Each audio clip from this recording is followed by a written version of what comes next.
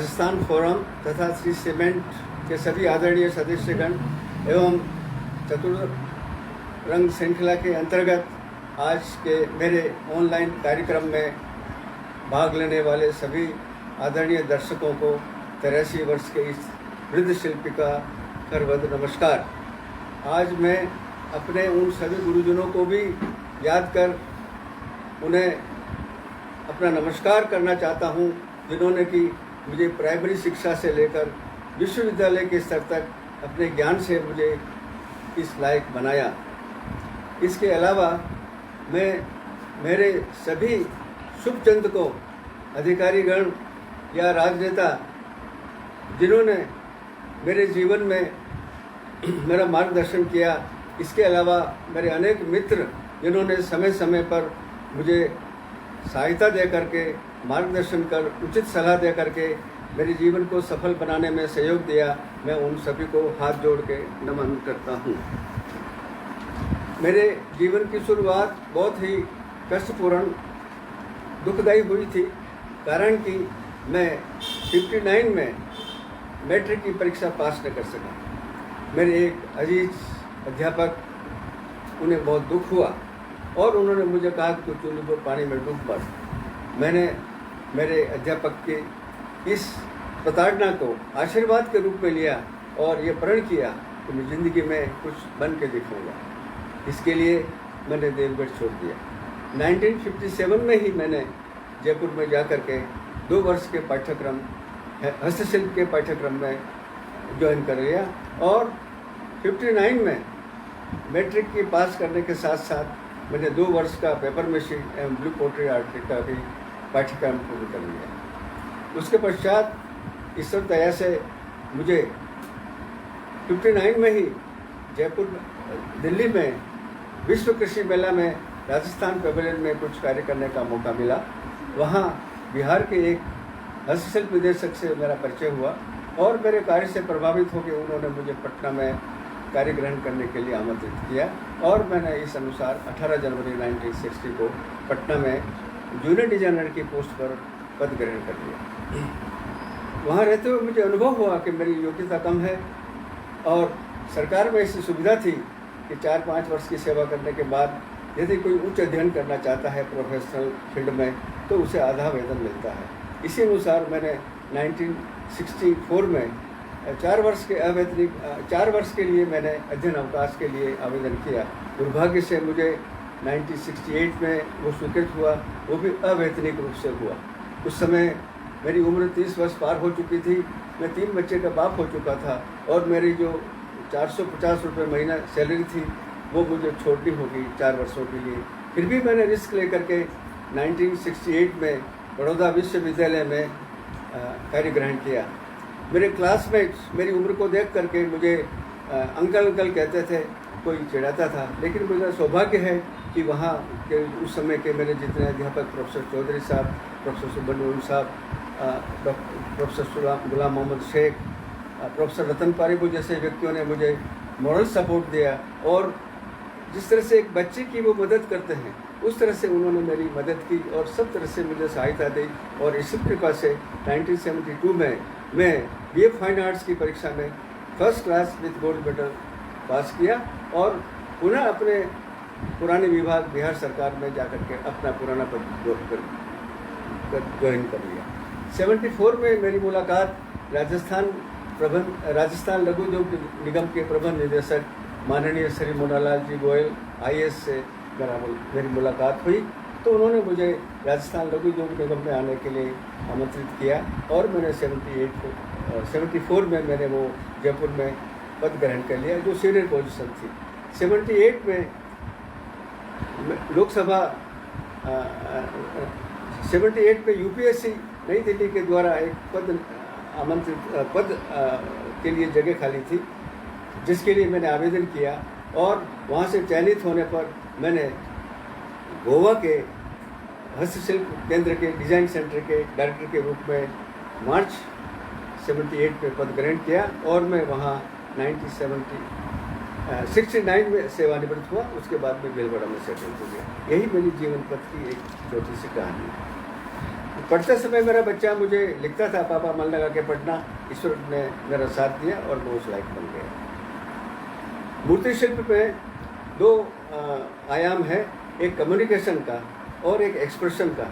मैंने कम्युनिकेशन को ज़्यादा सुविधाजनक माना ताकि ह्यूमन फॉर्म के साथ मैं लोगों को, साधारण मनुष्य को भी कन्विंस कर सकूं। इसके लिए मैंने उसमें डिस्टोर्शन किया और ब्रिंजल और बैलून, उनकी जो फॉर्म है, उनको उनके साथ मिक्सअप करके बताया ताकि मोटा पेट जो एक करप्शन को सिंबॉलिक करता है और छोटा दिमाग मैंने जिसका कि कोई क्रिएशन से मतलब नहीं, सिर्फ पैसा इकट्ठा करना है, उस करेक्टर को बताने के लिए मैंने इस तरह से फिगर को डिस्ट्रक्शन किया और उन दोनों फॉर्म को मिलाया। मैंने ये जो अभी आकृति आप देख रहे हैं, ये टेराकोटा में है, south central zone culture centre में नागपुर में, ये संग्रहालय में है। इसमें कुर्सी,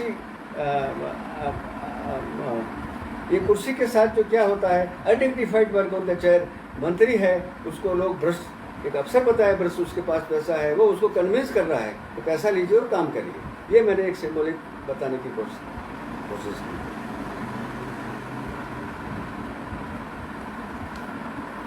दूसरा फिगर जो मैंने बताया है वो हमारे देश में हर चीज़ का, कला संस्कृति के लिए भी राजनेता और अफसर होता है। सिंबोलॉजी बताने के लिए मैंने उनको हाफ नोट बताया है।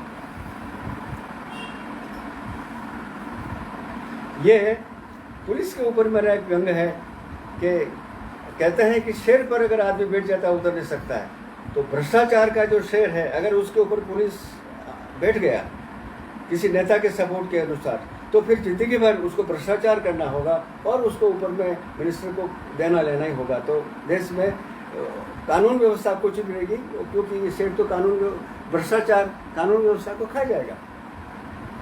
ये मैंने बताने की कोशिश की। ये टेराकोटा में है।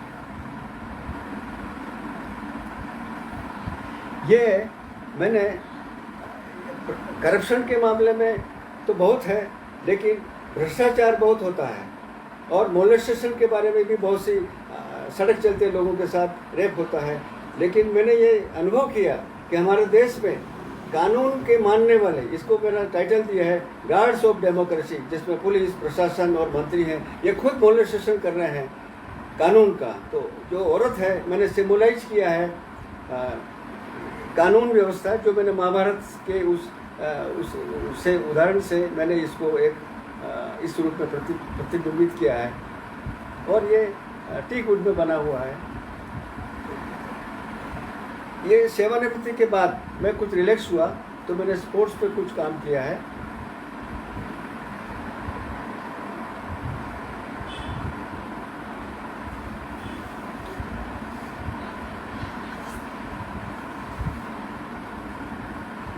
ये मैंने ब्यूरोक्रेसी पे बनाया है कि शासन में एक आदमी, अधिकारी किसी को मारता नहीं, बंदूक से, डकैत किसी को बंदूक से मारता है, लेकिन अधिकारी, ब्यूरोक्रेसी, वो कलम से हमारी हत्या करते हैं। जो कलम की हत्या वो सबसे ज़्यादा खतरनाक होती है, कि उसके लिए आदमी कोई बच नहीं सकता। इसलिए मैंने सिम्बोलाइज किया है कि एक आदमी को लोग पेन, एक अफसर पेन से मार रहा है और ये टीक वुड में है।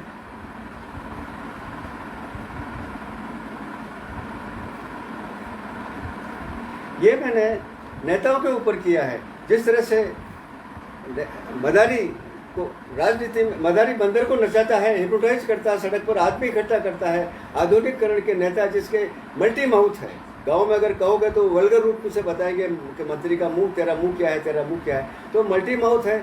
इसके पेट में करप्शन बताने के लिए मैंने एक बच्चा बताया है जो ब्रश से दोनों हाथ से पैसा ले रहा है, और नेता है उसके हाथ में एक मदारी का वो डमडमरू है, दूसरे हाथ में एक मरे हुए आदमी का, मतलब जो मर गए नेता, हर आदमी का, पार्टी का नेता अपने नेता के, मृत नेता के नाम लेकर के वो बताता है। इसलिए मैंने सिम्बोलाइज किया है कि ये मदारी दुनिया में इस तरह से ये भीड़ इकट्ठी कर रहे हैं राजनेता भी। ये टेराकोटा में है। ये मैंने एक मिली भगत बताई है, गांधी जी के जो आदर्श बताए गए हैं उनको देखो, उसके अनुरूप हम कोई काम नहीं करके, हम देखते नहीं हैं, हम सुनते नहीं हैं, हम बोलते नहीं हैं। न्याय व्यवस्था में बंदर जिसको करप्ट माना गया, सेल्फी माना गया, उस तरह के सेल्फिश आदमी है, उसको हम नमन कर रहे हैं। और लास्ट में मैंने बताया है कि चोर जिसमें राजनेता बदमाश गुंडे सभी एक हैं, चोर चोर भाई भाई हैं। वोट के लिए हम पैसा डाल रहे हैं, एक वोट के लिए हम लाखों रुपया खर्च कर देते हैं। तो ये हमारी भ्रष्ट राजनीतिक व्यवस्था और सामाजिक व्यवस्था के ऊपर मैंने एक कटाक्ष किया है। ये टेराकोटा में है, जगह नहीं थी इसलिए मैंने अपने घर के बाहर दरवाजे पे लगा दिया है।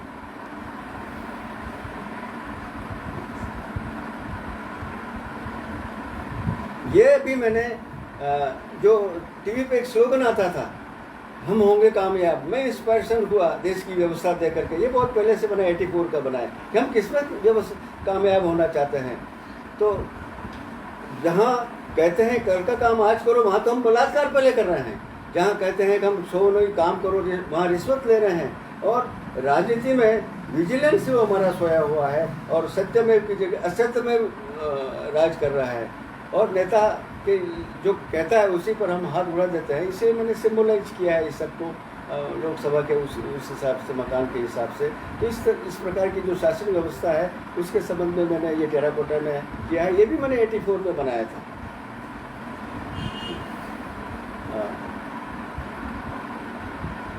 शासन व्यवस्था में एक अधिकारी को शासक मजबूत होना चाहिए।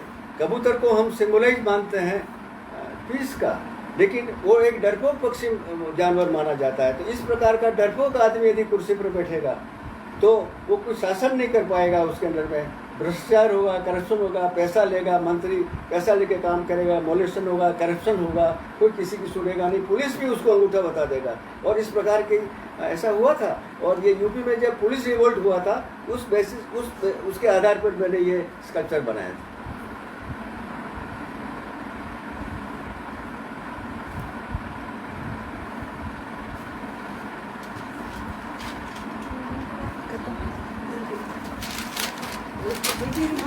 हो गया।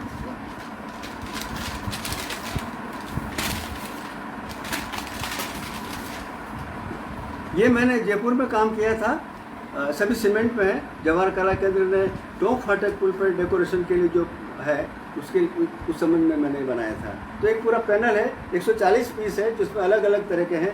ये मैंने गेर का जो डांस है उसके ऊपर मेल फिगर को बताया है। ये लेसमैन के ऊपर है। ये भी एक प्रश्न था पहले, इसको हम लोग सामाजिक बुरा मानते थे, लेकिन मुझे लेसमैन पे इस तरह से मैंने 2 वर्क किए हैं।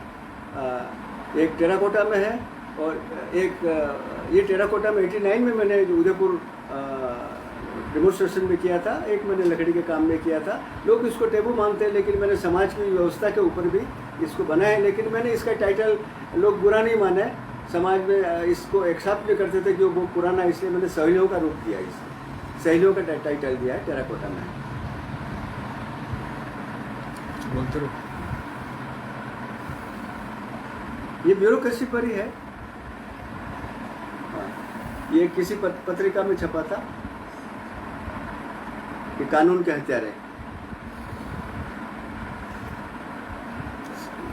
ये ऐसे डेकोरेशन के लिए मैंने टेराकोटा का बनाया है कि हम आर्ट को कैसे अपने घर के लिए भी सजावट के लिए यूज कर सकते हैं। तो एक क्ले ऐसा मीडियम है जिसमें हम म्यूरल बना सकते हैं, अपने घर में लगा सकते हैं। तो मैंने अपने घर के लिए ऐसे 2 म्यूरल बनाए थे जो घर के बाहर लगा दिए।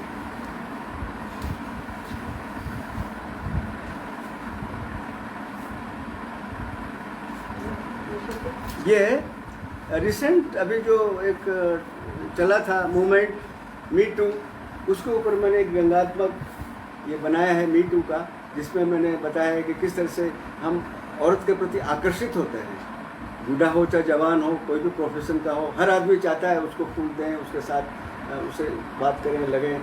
इसमें फोटोग्राफर से लेकर के प्रेस रिपोर्टर से लेकर के मैंने सभी लोगों को साइड में बताया है, लेकिन वो स्कल्पचर भी एक साइड से ही नज़र आता है। तो ये मी टू के ऊपर मेरा ये है। ये एम सिल में बनाया हुआ है, क्योंकि मैं अभी बैकबोन के टूटने के बाद मैं हार्ड वर्क नहीं कर सकता, तो ये सॉफ्ट मटेरियल भी यूज किया है। ये प्रजातंत्र के ऊपर जब कोलिशन गवर्नमेंट बनी थी उसके ऊपर मैंने एक व्यंग्य बनाया था कि डेमोक्रेसी एट क्रॉस रोड, जहाँ मैंने एक कुत्ता बनाया है। मरे हुए आदमी को लड्डू डालते हैं तो कुत्ता उसका लड्डू खाता है, हांडी भी बताई है। और अनडिसिसिवनेस, 2 आदमी उधर हैं 2 आदमी इधर हैं, तो हम किधर जाएंगे? मुर्दा होगा, उसको भी हम डिस्पोज नहीं कर सकेंगे। और इस तरह से जो भ्रष्टाचार है उसको हम ढो रहे हैं और डिसीजन नहीं पा रहे हैं कि इधर जाएं या उधर जाएं, इसलिए 2 आदमी उधर हैं 2 आदमी उधर हैं। ये भी बहुत पहले जब कोलिशन गवर्नमेंट बनी थी उस समय मैंने बनाया है। ये लकड़ी में है।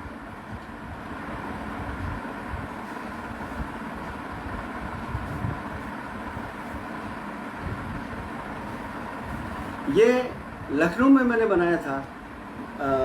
जब मैं जवाहर कला केंद्र में घायल हो गया था काम करते हुए समय, तब मुझे बिस्तर पर सोया हुआ था साल भर।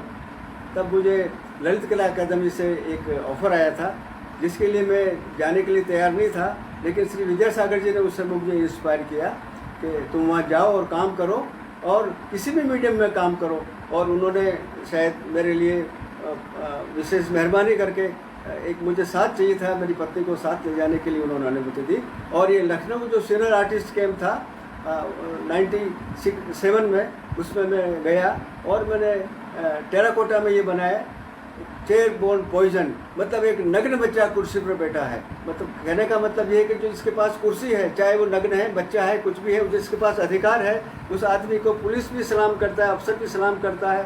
वो हमने इसमें बताया गया है।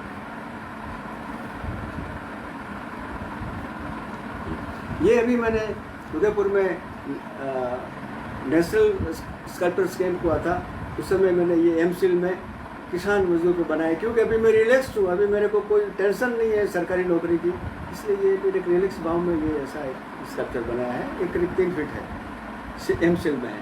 ये स्कल्पचर मैंने राजनीति से प्रेरित होकर बनाया। लोग हर चीज़ के पेट्रोल मुफ्त, पानी मुफ्त, घर मुफ्त, खाना मुफ्त। तो ये एक मैंने लिलीपुट के एक कहानी पढ़ी थी, तो लिलीपुट के किंग की तरह जहाँ हम बोने हैं और उस पर कुर्सी पर बैठा हुआ आदमी है, वो भ्रष्ट है, फिर भी हम उसको ढो रहे हैं। तो ये इस तरह से सिम्बोलाइज करके, ये अभी वर्तमान समय के जो सब्जेक्ट है उसके आधार पर मैंने ये बनाया। ये भी एमसिल में है।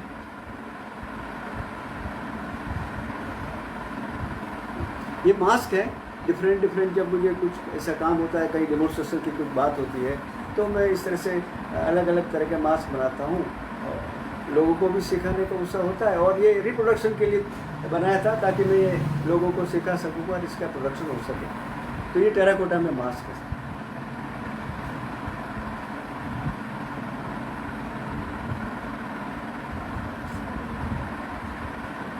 ये माननीय सुप्रीम कोर्ट का एक डिसीजन आया था गवर्नमेंट के ऊपर, कमेंट्स। उस समय मैं इंस्पायर होकर के ये बनाया कि टॉम पर जो शासन है वहाँ अगर एक भ्रष्ट आदमी है, इसलिए मैंने बनाया, उसके भ्रष्ट आदमी है, पैसा मांग रहा है, उसके नीचे जो डोम है, दरवाजे हैं, उसमें भी चारों आदमी पैसा मांग रहे हैं, लेकिन विजिलेंस जिसको जैसे सीबीआई वगैरह वो केज है, वो बाहर फ्री नहीं है और बाहर सब उसके जितने भी भ्रष्ट आदमी हैं सब उनकी वाहवाह कर रहे हैं। तो ये सुप्रीम कोर्ट का जो आदेश आया था उस पर सरकारी तोता जिस समय था, उस कमेंट्स पर मैंने ये एक स्कल्पचर बनाया था सरकारी तौर पर। तो आप बोलिए आपके पास सर, कैमरा देखो। जीवन में बहुत सा अनुभव हुआ था। प्रोफेसर अनेक मेरे साथ घटनाएं, दुर्घटनाएं हुई, सामाजिक कार्य भी हुआ। मेरे स्कल्पचर में जितने भी ये सब आप देख रहे हैं उसका कुछ प्रभाव है, लेकिन बहुत सी जगह मुझे सहायता मिली। स्कूल में बड़ौदा में प्रोफेसर चौधरी साहब वगैरह ने मुझे एक आदर्श बात बताई थी कि ज़िंदगी में यदि पैसा कमाना है तो फिर कंप्रोमाइज़ मत करना, यस करना। अगर ज़िंदगी में कुछ बनना है तो फिर अपने आदर्श और उसको रखते हो तो फिर भूख प्यास को भी सहन करना। और उन्होंने एक मुझे इस तरह से जीवन में जो सिखाया था उसको मैं निभाने की कोशिश की। गोवा में गया, बड़ी प्रॉब्लम थी, मैं अंग्रेजी नहीं जानता था, तो मुझे वहाँ एक अधिकारी थे जो फर्स्ट बंगाली अधिकारी थे, जो मेरी से भी कम उम्र के मेरे निदेशक हेड ऑफ द डिपार्टमेंट थे। उन्होंने कहा कि हम आपको अंग्रेजी के लिए नहीं बुलाया है, अंग्रेजी जानने वाले तो यहाँ के क्लर्क मेरे से अच्छे अंग्रेजी जानते हैं, हम बुलाए हैं आपको अपने हैंडीक्राफ्ट्स और आपके आर्ट में एक्सपर्टाइज के लिए, तो आप उसका यहाँ उपयोग करिए और अंग्रेजी भाषा धीरे धीरे सीखिए। तो फिर मैंने अपने चैनल से ये फाइलें देख करके फिर जो रूटीन है उसमें अंग्रेजी सीखी। और इस प्रकार वहाँ गोवा में बहुत से मेरे खिलाफ असेंबली क्वेश्चन भी हुए थे। लोग कहते थे अगर एक आदमी आया, हमने तो आपके कोई डायरेक्टर देखा ही नहीं है। तब वहाँ के मुख्यमंत्री जी ने ये बताया कि ये जो डायरेक्टर है ये कलम कसारी नहीं है, ये कलम चलाने वाला नहीं है, टेक्नोक्रेट्स है। न रहूँ इस राज्य में कोई तेरा हेयर भी टच नहीं कर पाएगा। और ये उनके आशीर्वाद से मैं वहाँ 19 वर्ष तक रहा और 96 में बहुत इज्जत के साथ मैं यहाँ सेवानिवृत्त हुआ। मैंने गोवा में कभी टाइप नहीं पहनी थी, सूट नहीं पहना था। और जब उन्होंने पूछा कि बहुत से लोग जाते हैं सेवानिवृत्ति के बाद कि साहब हमारा एक्सटेंशन कर दीजिए, मैंने उनसे कहा, उन्होंने पूछा तुमको क्या एक्सटेंशन वगैरह, मैंने कहा साहब मुझे कुछ नहीं चाहिए, आपका आशीर्वाद चाहिए। तब मुझे उन्होंने एक सूट दिया और कहा कि तुम राजस्थान में रहा, राजस्थानी की तरह रहा, अब तुम राजस्थान में रहो तो लिव लाइक ए गोवन। और उन्होंने मुझे टाई और पैंट सूट का कपड़ा प्रेजेंट किया, जिसको मैंने अपने बच्चों की शादी में 5 साल के बाद सिलवाया। जीवन में बड़ौदा में भी मेरे साथ ऐसी घटनाएं थी। मैं इंग्लिश नहीं जानता था, बजट को मैट्रिक में बूथ गेट पढ़ता था, इसीलिए मैं इंग्लिश में फेल हुआ था मैट्रिक में। तो मुझे वहाँ सब लोगों ने मेरी परिस्थिति देखी। यूनिवर्सिटी में इंग्लिश मीडियम से पढ़ाया जाएगा यही नियम था, लेकिन मेरी हालात को देख करके, परिस्थिति को देख करके वहाँ के सब लोगों ने ये डिसीजन लिया कि मुझे हिंदी में लिखने का मौका दिया जाए। और मैं उस यूनिवर्सिटी में पहला विद्यार्थी हूँ, इंग्लिश मीडियम में पढ़ा, लेकिन फाइनल ईयर BA तक मैंने हिंदी मीडियम में अपना जवाब दिया।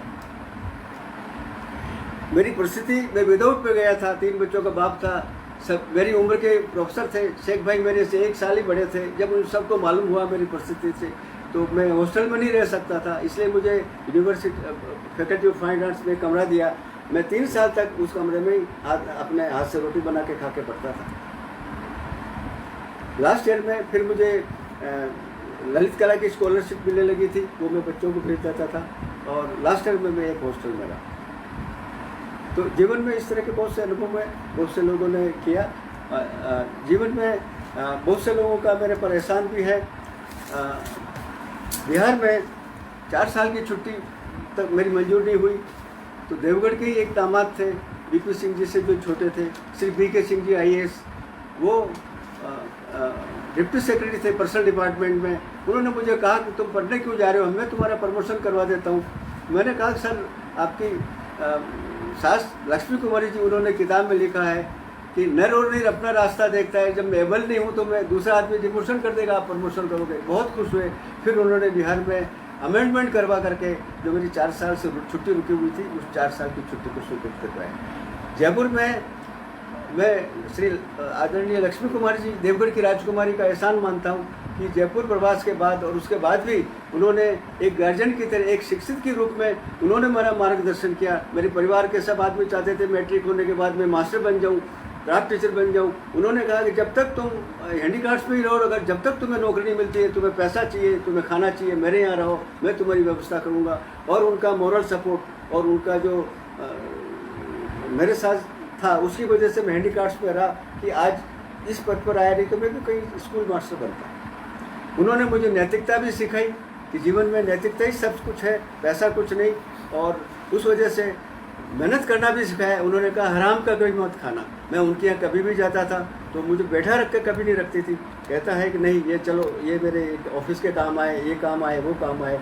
एज ए सेक्रेटरी उनके मैंने लिखा पढ़ी करना, वो करना, उनके साथ काम करना।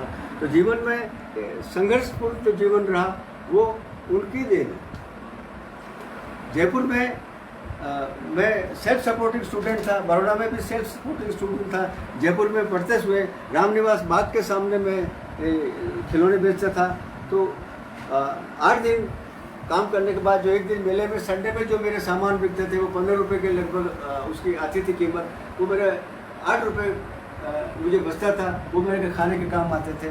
तो इस तरह से मैंने ज़िंदगी निकाली। बहुत से लोगों ने जब मेरी उस व्यवस्था को देखा, इस तरह से बहुत से लोगों ने मेरी हेल्प भी की और मुझे एक सेल्फ सपोर्टिंग का सेल्फ कॉन्फिडेंस बना कि मैंने आज तक किसी से भीख नहीं मांगी, अपने हिम्मत में जो मिला वही रहा।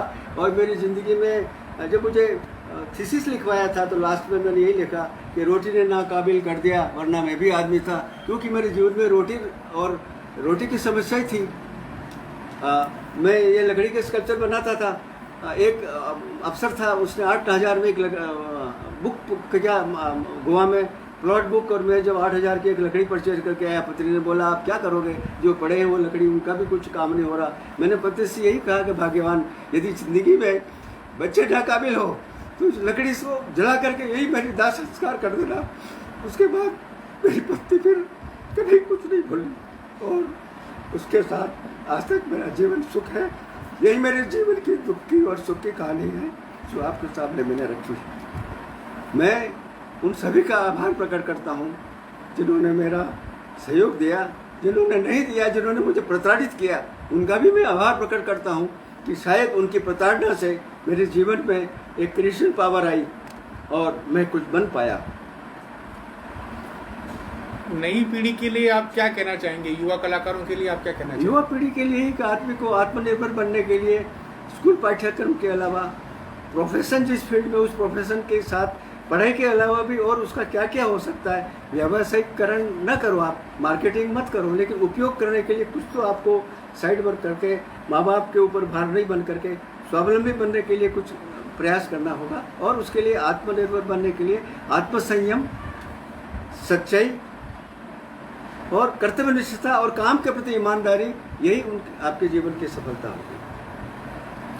आपके सारे काम देखे, आपके सारे काम के विशेष मीडियम, और जैसे आपने टीक वुड बताया, रोज वुड बताया, ये सब चीज़ें, ये लकड़ी इंडिया में मिलना संभव नहीं हुई उस समय में। आपने इतने महंगे मीडियम में, और स्पेशली मीडियम के बारे में आप बात करें कि आपने किन किन मीडियम में आपने काम किया है? मैंने सभी मीडियम में काम किया है, पेपर मेसी से लेकर के टेराकोटा से लेकर के वुड में ज़्यादा काम किया, लेकिन बैकबोन के ऑपरेशन के बाद मैं टेराकोटा में काम करना शुरू किया और एमसीएल में काम किया। मैं एक बात करना भूल गया, यूपीएससी के लिए जब आवेदन हुआ तो मैं अपने आप को अनफिट समझता था, मैं अप्लाई नहीं कर रहा था, लेकिन उस समय जयपुर में श्री विद्यासागर जी थे, उन्होंने मेरा नैतिक समर्थन करके फोर्स किया कि यूपीएससी में मैं अप्लाई करूँ, और मैं निदेशक सिलेक्शन हो गया।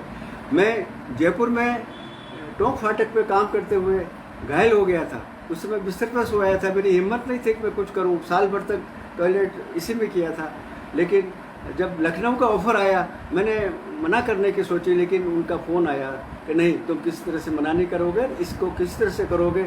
और ये शायद लखनऊ जाने के बाद आर्थिक स्थिति भी मेरी सुधरी, क्योंकि 30,000 के लगभग पैसा मिला था, काम करने का मौका मिला, मौतिक समर्थन से फिर मुझे एक इंस्पिरेशन हुआ, और फिर मैं और नया काम करना शुरू किया। तो इसमें मैं विद्यासागर जी का भी बहुत बड़ा एहसान मानता हूँ। आपकी मीडियम पे बात करिए थोड़ा, किन किन मीडियम में आपने काम किया है? टेराकोटा में किया है, पेपर मेसी में किया है, वुड में किया है। जहाँ जहाँ इंटरनेशनल फेस्टिवल हुए, जैसे इंटरनेशनल कैंप हुए 5-7, उदयपुर से लेकर के CCMB से लेकर के किसी कॉलेज में लेकर के, वहाँ मैंने स्टोन में काम किया है। क्योंकि मेरे पास कटर था, लेकिन मैं एक विम्सिकल माइंड था कि कटर कहीं मेरे हाथ नहीं काट दे, कि ये नहीं हो जाए, वो नहीं हो जाए, तो मोस्टली मैं हैंड से करता था। और इंटरनेशनल कैंप जितने हुए हैं बाहर, सिवाय अभी बैकबोन के बाद पहले जितने भी हुए, CCMB, उदयपुर, साउथ में भी मैंने सब जगह वुड में किया है। बाकी मेरा मोस्टली स्टोन में किया है, बाकी मेरा सारा वुड में है, क्योंकि वुड अवेलेबल थी गोवा में। और वुड मैं अपने घर पे नहीं कर सकता था, वहाँ के मुख्यमंत्री जी ने मुझे एक परमिशन दी कि आप अपने रविवार और छुट्टियों के दिन ऑफिस में जाकर के काम कर सकते हैं, लेकिन वहाँ आपको कोई पॉइंट नहीं आएगा, आपको अपना काम अपना खुद करना होगा। और मैं अपने से, जो मेरा काम है, ये एक तरह से आप कहिए पार्ट टाइम काम है, शनिवार रविवार या ऑफिस छुट्टी का। मुझे अफसोस है ज़िंदगी में कि यदि मुझे किसी प्रोफेशनल कोर्स में, किसी प्रोफेशनल इंस्टीट्यूट में कुछ काम करने को मिलता तो शायद मेरा वर्क ज़्यादा अच्छा होता। मैं ज़्यादा क्रिएटिव वर्क नहीं कर सका, ज़्यादातर जितने मैंने किए, जो मैंने अनुभव किए, मेरे दुख को, मेरी व्यथा को मैंने इसमें प्रकट करने का कोशिश किया है। अच्छा बुरा मैं उसके लिए कह नहीं सकता, मैंने अपनी ईमानदारी से उसको प्रदर्शित किया है। लेकिन शायद मैं और किसी जगह में होता, प्रोफेशनल इंस्टीट्यूशन में होता, तो शायद इसके साथ मैं एक्सप्रेसिव क्रिएटिव वर्क भी ज़्यादा कर पाता। आप जैसे राष्ट्रीय स्तर के कलाकार हैं, आप बताएं आपके कहाँ आपके वर्क, आपके काम संग्रहित हैं? मेरे नेशनल एकेडमी, ललित कला academy, south central zone, Jaipur, Udaipur, west zone, ऐसे बहुत सी जगह है। एक पीस अमेरिका में भी गया हुआ है, लेकिन उसका पैसा मुझे मिला नहीं था, किसी ने बेच दिया था। उसके अलावा 8 बार मैंने नेशनल एग्जीबिशन में पार्टिसिपेट किया है और 1 बार इनवाइट ही हुआ हूँ और 4 बार मेरे वर्क वहाँ परचेज किए हुए हैं। तो 7 बार गोवा कला अकेडमी का भी मुझे अवार्ड मिला है, लेकिन अवार्ड से मैं उतना कोई प्रभावित नहीं होकर मैं अपने जीवन में मुझे जो शिक्षा मिली मेरे गुरु प्रोफेसर चौधरी साहब से, सुब्रमण्यम साहब से, या जिनसे भी, या लक्ष्मी कुमारी चुंडावत जिन्होंने मुझे जीवन में बचपन में नैतिकता और ईमानदारी सिखाई, उस हिसाब से मैं अपने काम के प्रति ईमानदारी से काम किया। बिका मेरा ऑलमोस्ट सामान करीब करीब मार्केट में तो कुछ नहीं बिका, सिर्फ ललित कला ने जो लिया सो लिया। मेरी ज़िंदगी में एक देवदूत बन के आए जो उम्र में मेरे बेटे के बराबर है, श्री कैलाश पांड्या, जो शायद आपके सामने अभी बैठे हुए हैं। लेकिन मेरा वर्क जो था, मैं घायल होने के बाद, बैकबोन के ऑपरेशन के बाद, वो सारा डंप था। उसने जब मेरी हालत देखी, मेरी पत्नी को कैंसर हो गया, ये सब हालत देख के उसने पता नहीं एक देवदूत की तरह खुद सामने आया और 1 महीने की छुट्टी लेकर के मेरे जितने स्कल्पचर हैं वो और उनकी बहन 4 जगह उन्होंने एग्जीबिशन ऑर्गेनाइज करवाई अहमदाबाद, जिसमें बड़ौदा, अहमदाबाद मेरे टीचर लोगों ने भी देखा मेरे काम की प्रशंसा की। और जब मेरे टीचर ने जब देखा कि ये जो बॉल है, इस बॉल में पेपर पास हो जाता है, तो फिर पेपर पास हो जाता है, खोलो है इतना, तो वो बहुत खुश हुए। उन्होंने जो मुझे पेपर पास करके देखे, उसमें जो उन्होंने जो मुझे कहा वो गोल्ड मेडल से भी ज़्यादा मैं उसको प्रभावित मानता हूँ प्रोफेसर महेंद्र पंड्या का जो ये आशीर्वाद मुझे मिला। इसके बाद मैंने आमंत्रित किया था वहाँ के मुख्यमंत्री जी को भी।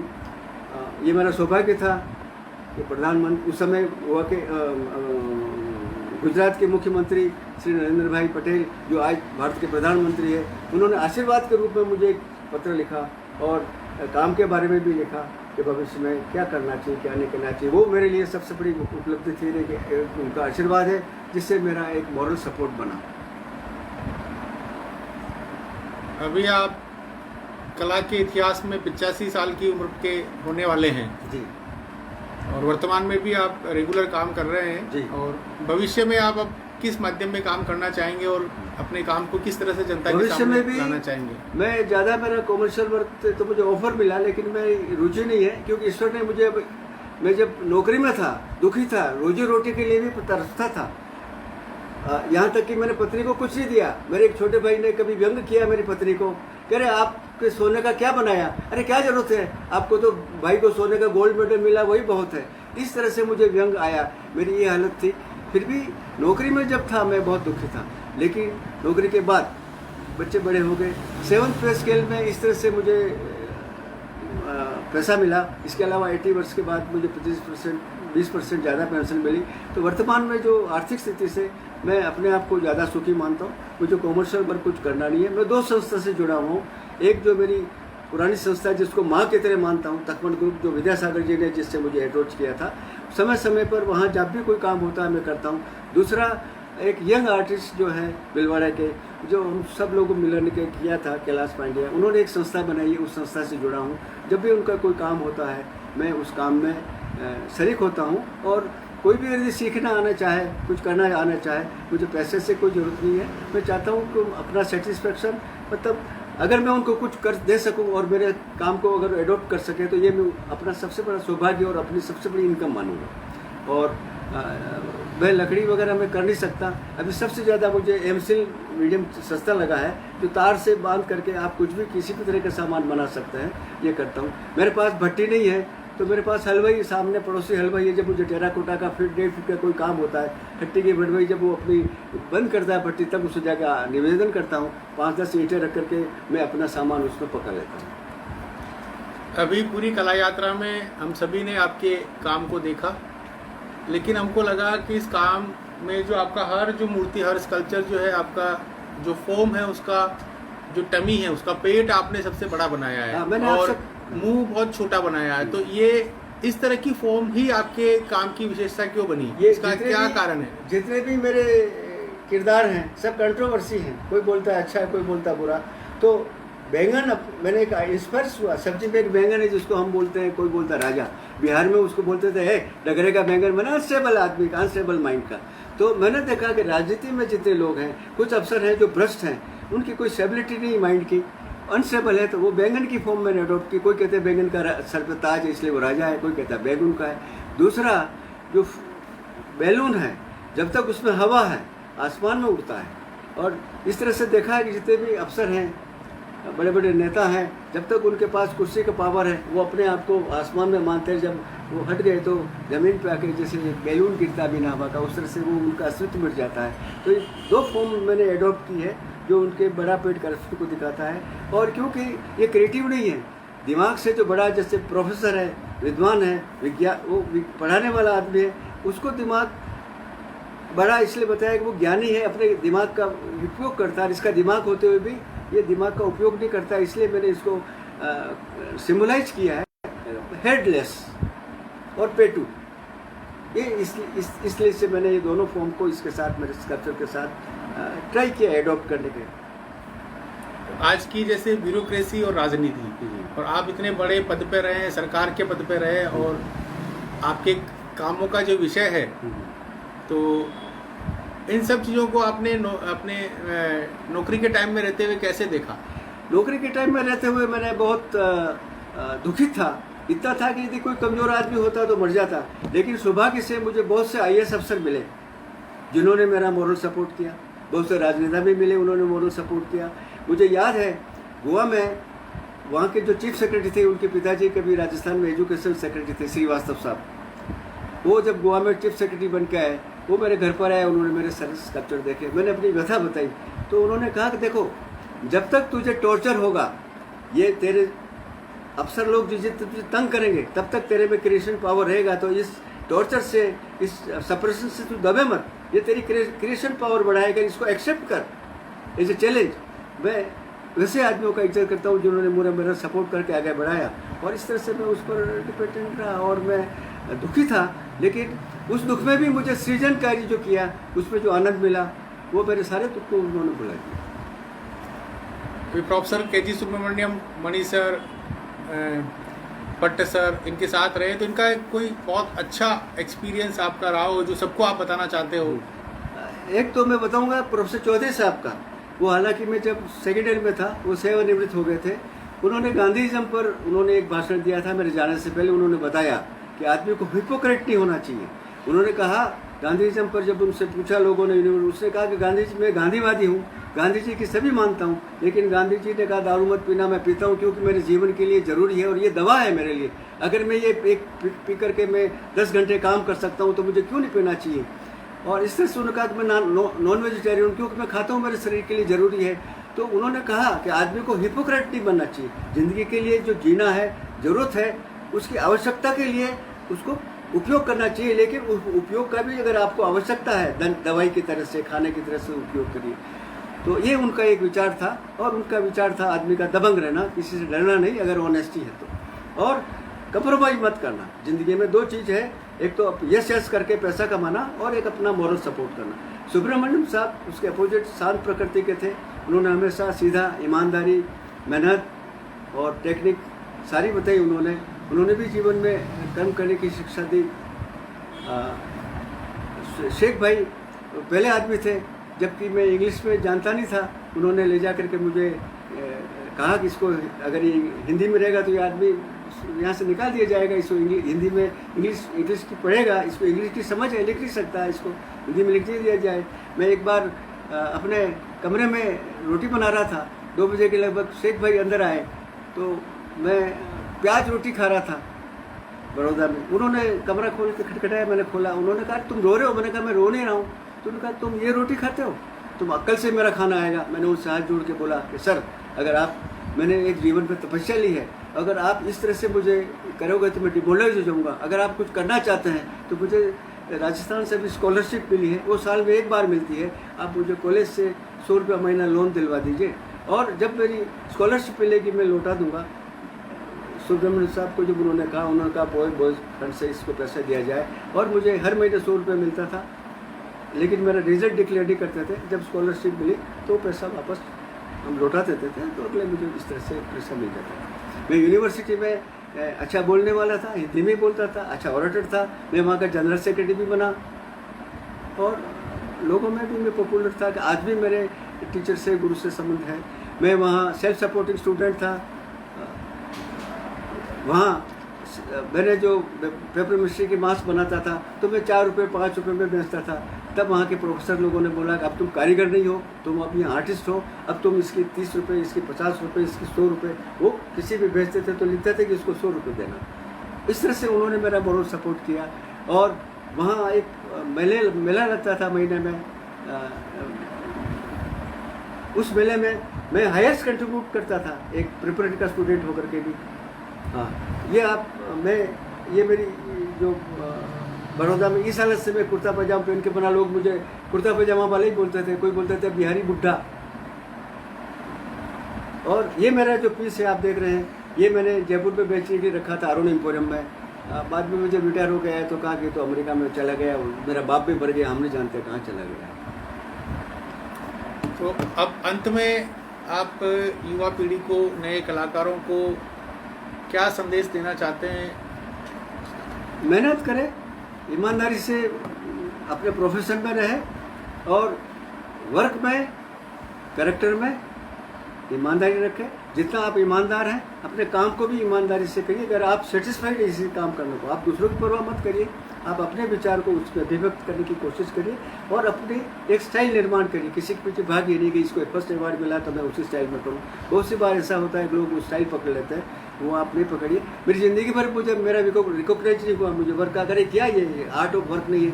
लेकिन जब नेशनल में यहाँ जब पत्रिका में जब पब्लिश हुआ इंडियन एक्सप्रेस वगैरह में, तो लोगों ने इसको रिकॉग्नाइज किया और आज मेरा ये मेरी स्टाइल रिकॉग्नाइज हुआ कि पवार का स्टाइल। मैं अंत में आप सब जो इकट्ठे हुए सभी बंधु, पता नहीं मैं आपको अपने अभिव्यक्त कर सका, लेकिन आपने जो समय दिया उस समय के लिए मैं आपसे सभी से करवत प्रार्थना करता हूँ। और मैंने जो अच्छा बुरा किया, मेरा काम अच्छा बुरा, इसका जज आप स्वयं जजमेंट करिए।